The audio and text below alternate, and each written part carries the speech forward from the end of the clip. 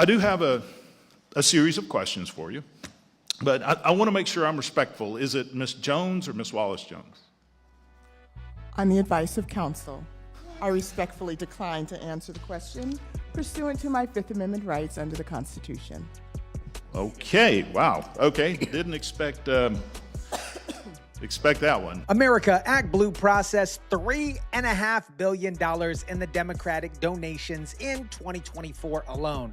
Their own board chair admitted 38 million of those dollars carried signs of foreign origin. About a penny on every dollar, which on $3.5 billion is an absolute fortune. Today, their CEO sat before Congress under subpoena and took the fifth more than 20 times. Every outlet ran that name clip and called it a day. Almost none of them ran what came first before the actual real question. Because the case the Republicans walked in with didn't come from opposition research. It came from her own outside law firm, Biden's personal White House lawyer. And that firm put 2 words in a memo to ActBlue leadership. The 2 words a prosecutor reaches right before the criminal charges hit. But the memo, you guys, isn't even the part that should scare them the most, because today was not the first time that ActBlue refused to answer. Last year, behind closed doors, no camera, 5 of our own people sat for depositions and took the fifth 146 times. The whole legal team. Then the legal team was gone. Today was just the first time the silence happened on screen. And the people who could have explained it had already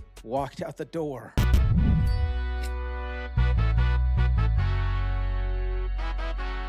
Let's be clear.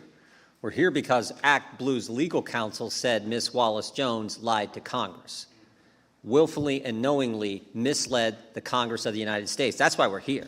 Oh, by the way, who was the legal counsel, Covington Burling? Who was her counsel? Dana Remus, not some Republican.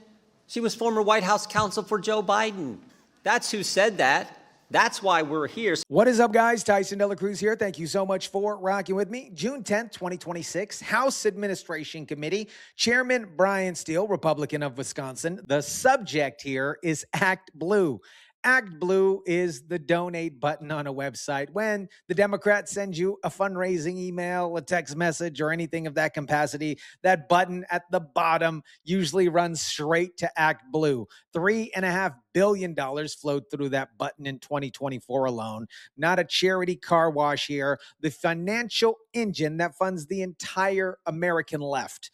And the question Steele had been chasing since 2023 is simple. Did foreign money get into American elections through that ActBlue button? And did ActBlue know? She agreed to come on her own. Then the Monday before the hearing, her lawyers called the committee and asked them to issue a subpoena. She requested to be subpoenaed. Think about that for a second, you guys. A subpoena is basically a permission slip to say that your attorney made you show up instead of admitting you walked in by choice. She wanted the permission slip before she actually sat down. Watch how Steele frames the document that she already sent him.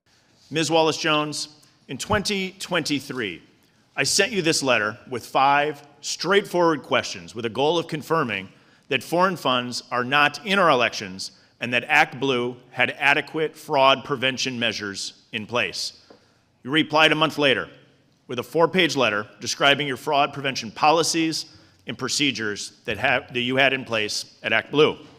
But according to the New York Times, your response to this committee may have been false and misleading. Her 2023 letter made one promise above all others. Donations from foreign addresses require a U.S. passport number to go through.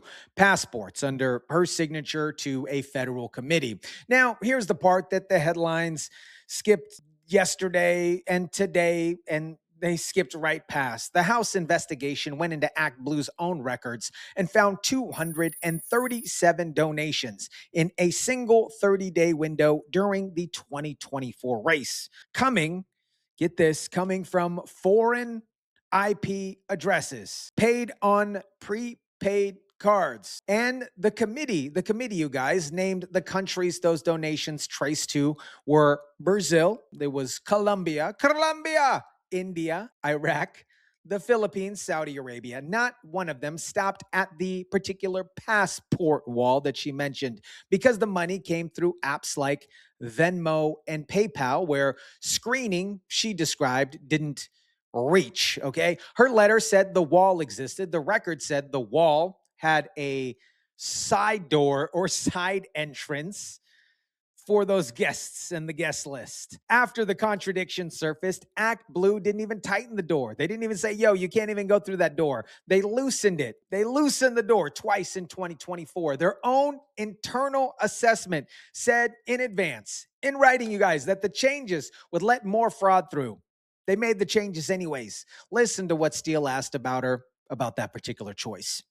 After you sent me the 2023 letter, ActBlue weakened its fraud prevention rules twice in 2024. Quote, even after internal assessments confirmed that these policy changes would lead to more fraudulent donations, end quote.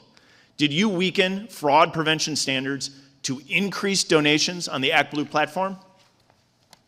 On the advice of counsel, I respectfully decline to answer the question pursuant to my Fifth Amendment rights under the Constitution. The question here isn't whether the fraud slipped through by accident. It's whether they opened the gate. They opened the gate on purpose after their own people warned about that in writing, that people would walk right through it. She took the fifth on that one, which tells you which answer her lawyers were more afraid of in this particular situation. Here, my friends, is where it stops being a paperwork story and starts being an actual people story. ActBlue's training guide. So ActBlue's training guide for new fraud prevention hires didn't tell them to flag suspicious donations. I'm going to say that again, okay? ActBlue's training guide for new fraud prevention hires did not let them know how to flag suspicious donations. It told them, in the committee's own words, to look for reasons to accept contributions. Look for the reasons basically to say yes. That's the instructions handed to people whose entire job was supposed to be catching fraud. Sounds very familiar, doesn't it? And one of the people running that operation set an actual number on it. I want to take a moment to highlight a section of an ActBlue employee training document, Fraud Prevention 101 for new associates in the workflow. Your company's memo states, and I quote, if an otherwise legitimate donor uses a fake name, we would want to accept their donation, end quote. Can you confirm whether this is the advice that you give to your employees? On the advice of counsel, I respectfully decline to answer the question pursuant to my Fifth Amendment rights under the Constitution. She couldn't confirm her own onboarding document on record under oath, but the document speaks, obviously it speaks for itself, and it does the math that the committee pulled out their internal messaging. ActBlue's own chief fraud prevention official was on record willing to accept 10% more fraud, while the focus went to DEI. Diversity, equity, and inclusion. 10% more fraud written down as an acceptable cost of doing business. That is not a screening failure here, you guys. That is a screening policy. Now stack the silence on top of it. Your board chairman said ActBlue accepted up to 38 million contributions in 2024 that had the signs of foreign origin. How much fraud is too much fraud? On the advice of counsel, I respectfully decline to answer the question pursuant to my Fifth Amendment rights under the Constitution. How many foreign contributions did ActBlue accept?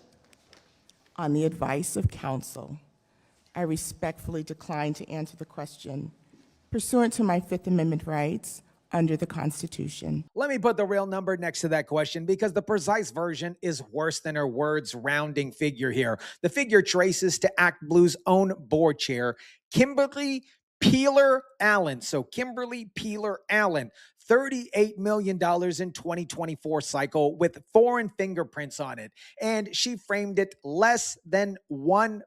That is how she framed it. Like 1% is the part that should make you feel better. 1% of $3.5 billion is $38 million. How much fraud is too much fraud? Has no safe answer here, because any number she given becomes the line that she admits that she actually drew. So she gave no number, and the silence was the answer. And that silence today was not improvised. Last year, 5 of her people sat behind closed doors in a deposition. The ones who actually ran the fraud flags, the compliance reviews, the screenings that she bragged about in the letter. Between them, they took the fifth 146 times before a single camera was turned on today. Then there was the ones who didn't sit for anything. Alicia Taume, the vice president who oversaw fraud prevention through the 2024 cycle, gone. Darren Hurwitz, general counsel, fired. Aaron Ting, associate general counsel, the man giving legal cover for the fraud decisions, offered a top legal job. He quit instead.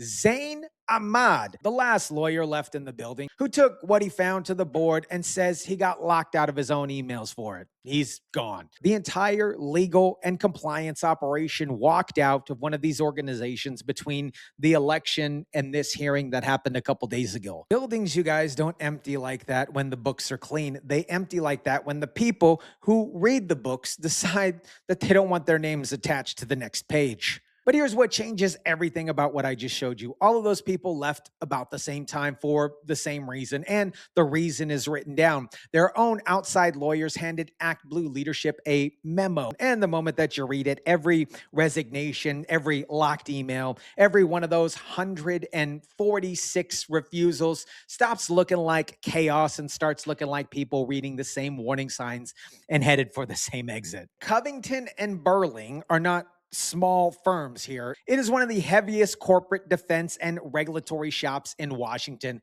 The firm institutions hire when they want to know exactly how much trouble they're actually going to get into. Dana Remus, the lawyer whose name is in the relevant work here, was Joe Biden's White House counsel, not a Republican operative here. The president's, Joe Biden's own lawyer. And in a pair of 2025 memos that the firm told ActBlue leadership that the part emptied out the building, they wrote that it could be alleged ActBlue accepted foreign national money into American elections. And because the staff knew the system wasn't as strong as the company had quote unquote claimed it was, those violations could be called knowing and willful.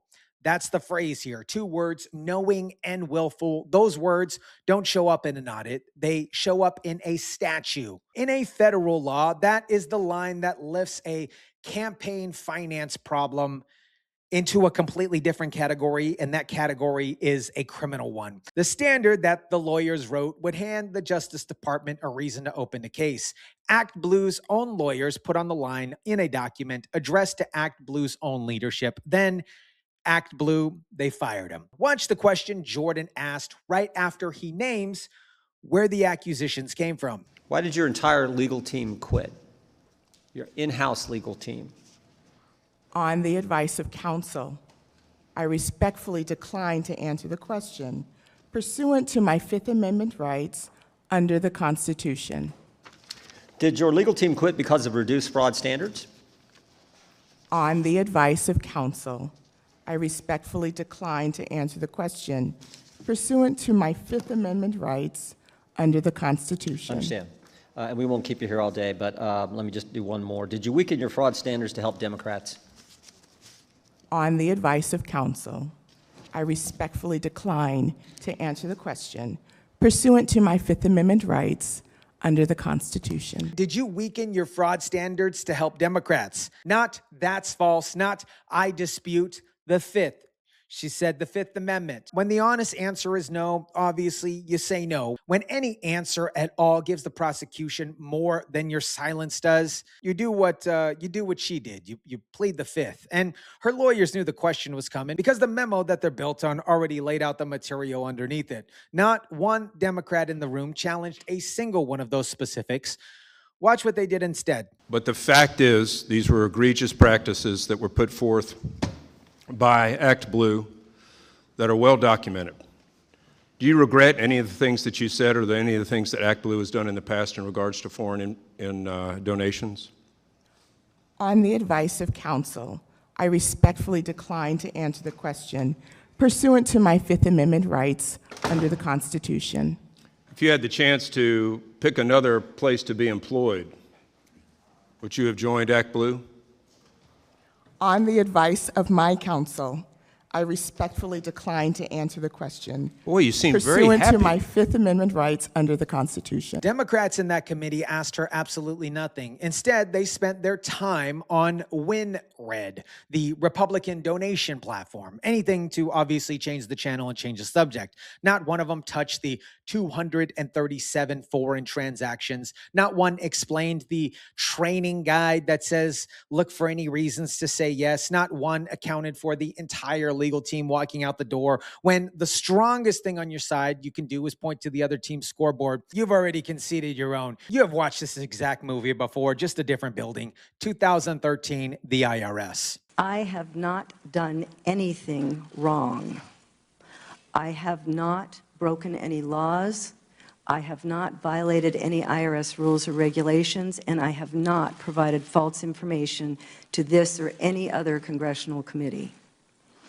And while I would very much like to answer the committee's questions today, I've been advised by my counsel to assert my constitutional right not to testify or answer questions related to the subject matter of this hearing. Lois Lerner, IRS Exempt Organizations Division. She sat on conservative nonprofit tax-exempt applications, demanded their list donors, and stalled them ahead of the election. When the House Oversight Committee called her in, she read a prepared statement swearing her innocence and then took the fifth on every actual question. Her own agency emails told a different story than her statement did. The investigation ran 3 years. Nobody was charged. She retired with the full pension. Now look at this. Before Wallace-Jones ever reached that hearing room, she published an op-ed in the Washington Post and a video telling Democrats that she'd be taking the fifth. And she'd be doing it not as an admission. A prepared public declaration of innocence through the press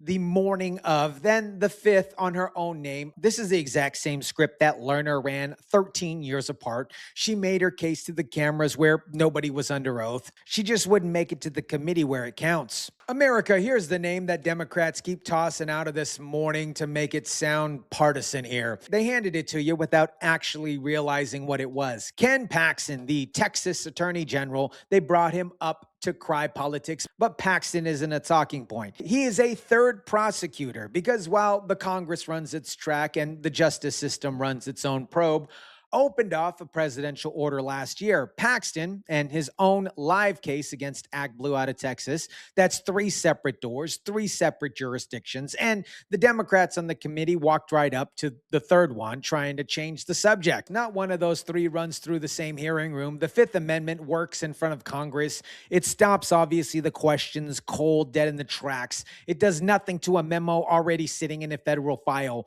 written by her own lawyers. It does nothing to a Texas lawsuit. It does nothing to a Justice Department that doesn't need her permission to read what Covington already wrote down. This is the same script, you guys, that Lois Lerner ran.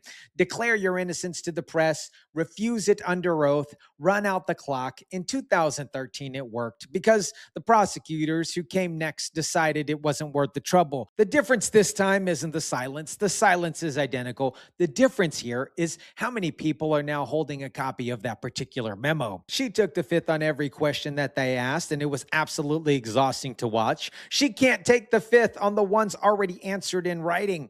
Let me know what you think about this. Drop it down in the comment section down below. Smash the like button if you kindly would. Share, subscribe, and as always, guys, I'll catch you on the next one.